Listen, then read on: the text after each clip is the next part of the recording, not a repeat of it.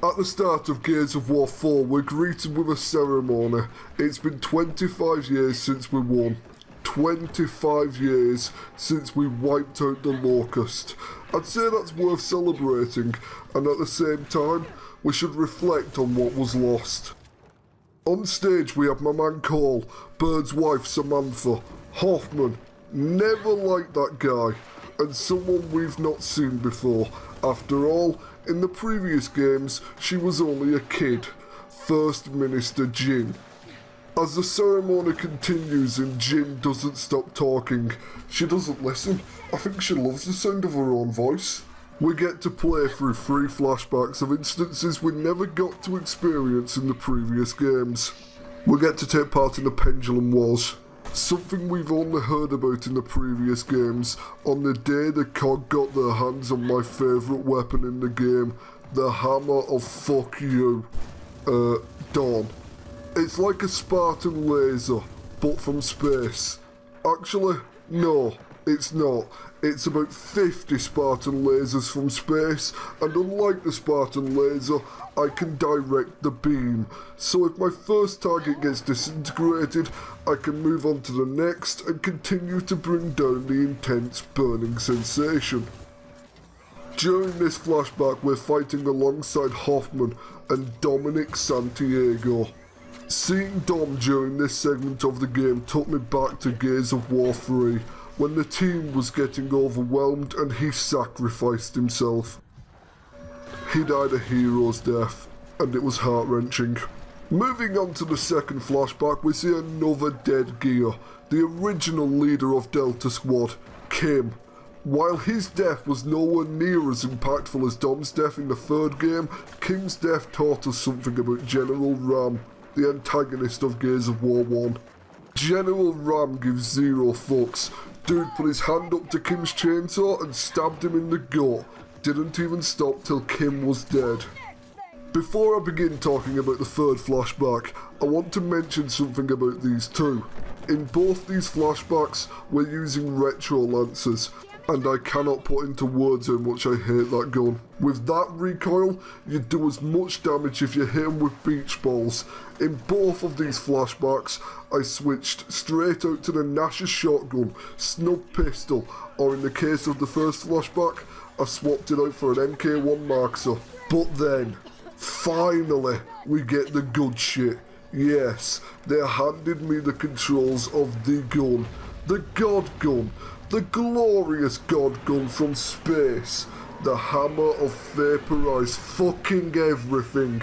Bye, Copter, I love you, Laser Murder Hammer.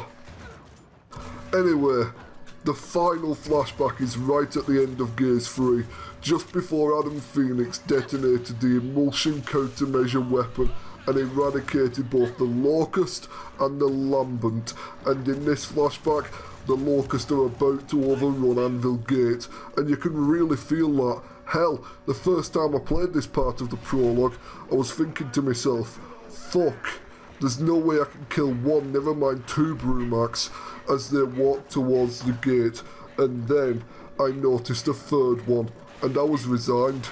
Death was guaranteed, and then BAM! A shockwave ran over Anvil Gate, and every single Locust died. The flashbacks were great and I loved them, but now we have to take a step back, breathe, and begin talking about the rest of Gears 4. And well, it doesn't start off great, and that's not because we're introduced to a new cast of characters. Unlike in Halo 5, a new set of characters makes sense here. You see, it's been a good 25 years since the third game. Mind you, I cannot deny I would have enjoyed the game just a little bit more if I was playing as Marcus Phoenix, although we do play as his son, and we get to travel with Dad throughout the game. I just mentioned we play as the son of Marcus Phoenix, and at the start of Chapter 2, it's heavily implied that both James Phoenix and Marcus don't exactly get along. I mean, for one, Marcus told James not to join the COG. He joined the COG. Marcus told James after he had defected from the COG not to go outsider. He went outsider, knowing that the COG, mostly Jin, would go after him. Having said all that, the relationship does improve through the game in a way that makes sense. It's nice to see a game that actually does character development. That's enough about the characters for now. I want to talk about the first chapter of Pacific Domain 4. Sorry, Gears of War 4. You might be wondering why I called it Pacific Domain 4. Well, the domain bit comes from binary domain, because after the prologue, that's what we're basically playing. Wall-to-wall robots as far as the eye can see. I don't have a problem with fighting robots. I'm not robophobic or organonormative, but the thing is that they tend to just keep marching at you, emotionless, without even having the grace to notice when I shoot them in the nipples. Robots tend not to care or even notice when they get shot. Well, unless they're Crichton, Optimus Prime, or Marvin. Dear God, can you imagine a robot army that consists of nothing but Marvins? Never mind trying to kill me, they just have to talk at me and let nature take its course. Oh, and then we get to the final chapter and it turns into Pacific Rim as we're given two sodding enormous mechs to go Power Rangers all over a sodding enormous monster's face. But I'm getting ahead of myself. The game doesn't feel like Gears of War for the first two chapters. Excluding the prologue, the only thing linking us to the previous games is the prologue until we see Marcus in chapter 2. But then, we're heading to chapter 3 of the game and things just get so much better almost instantaneously, and this is the reason why I love the game. I feel like at the end of chapter 2, the developers looked at each other and went, this isn't exactly Gears, and they fixed it in chapter 3, 4 and 5. Probably didn't happen, but they fixed it. If chapter 3 didn't feel like Gears, well, this video would have a more negative tone to it. I might not even have spuffed myself over the space murder hammer. I think that I should go back to the characters now. We have Kate, generic love interest 32. We have Oscar, the mad bastard. We have Raina, the objective. We have Dell, basically Dom Mark II. I've already mentioned all other relevant characters bar those four, and I pretty much summed up how I feel about each one of them. You'll notice one thing about the relevant character list though. There's no Carmine. No one in the Carmine family is in this game, and that alone makes me so sad. Okay, fine, we hear Raina shout Carmine once or twice, but do we see this person? No, therefore it doesn't count. Those are the human characters. There are no robot characters because in this universe, robots aren't sentient yet. I say yet because I'm expecting that within the next few games the robots will gain sentience and the new Locust Order will have to team up with us to fend off the robot masses. Because, as we all know, robots are always evil, no matter what. BioWare taught us that, even though we spent a chunk of the last game proving that no, actually, the Geth are quite nice. Oh boy, am I ever going to cut loose onto that topic one day. Sorry, yes, New Locust Order, how could I forget that? Especially considering the fact a moment ago I said Gears 4 starts feeling like Gears at chapter 3, but I never really explained why. It's because the Locusts aren't dead. Granted, they mostly are, because humanity is fundamentally in favour of murdering anything that doesn't look like them, but they aren't extinct, because fortunately for them, we're also a bit shit at it. But fear not, the bugly bastards have a plan. They're kidnapping people. Jin, lassie who doesn't shut up, thinks that James Phoenix and company are responsible for that. Because outsiders have the capacity to make humans go into a fucked up form of metamorphosis and turn into what I'm gonna call a mindless thing. The game calls them juvies or juveniles, basically comparing them to insects. After a while they turn into drones, or as I like to call them, oh look, someone at Microsoft has watched Invasion of the Body Snatchers. Oh, and it's implied that it doesn't stop there. Later on, we come into contact with by which I mean we get vigorously pumped up the wronging by what's implied to be the two products of this process, the leapers, who, leap about, and the snatchers. See, bloody told you to just watch that film. And those bloody snatchers. Picture the scene, right?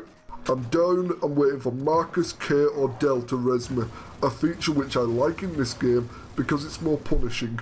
When you go down in Halo 5, the enemies do sod all to you, but in Gears, they can walk over and ever so lovingly jump up and down on your face. And this big fucking snatcher runs at me and eats me, making the camera go to the snatcher's perspective, and I find it hilarious, which in hindsight probably says more about me than the game. I'm also going to try to avoid thinking the word impregnate. Moving on. I've touched a bit on the story, the characters, the prologue, and now I'm going to close up the video by talking about the gameplay. Nothing much has changed in terms of gameplay, and the guns still feel nicely impactful. They feel, in fact, like they have more kick than a mule that's just found out the guy riding it is the guy who neutered it at birth. I've already mentioned how I love my murder laser and how much I love the retro lancer, but regardless of how I feel about that gun, it still feels like a weapon that would tear the enemy apart. Although, if you couldn't handle the recoil, there's an odds-on chance the target you'd hit would be the one directly behind you. Alongside the gunplay, they've also tuned up the movement mechanics of the game, and I rather like the changes they've made.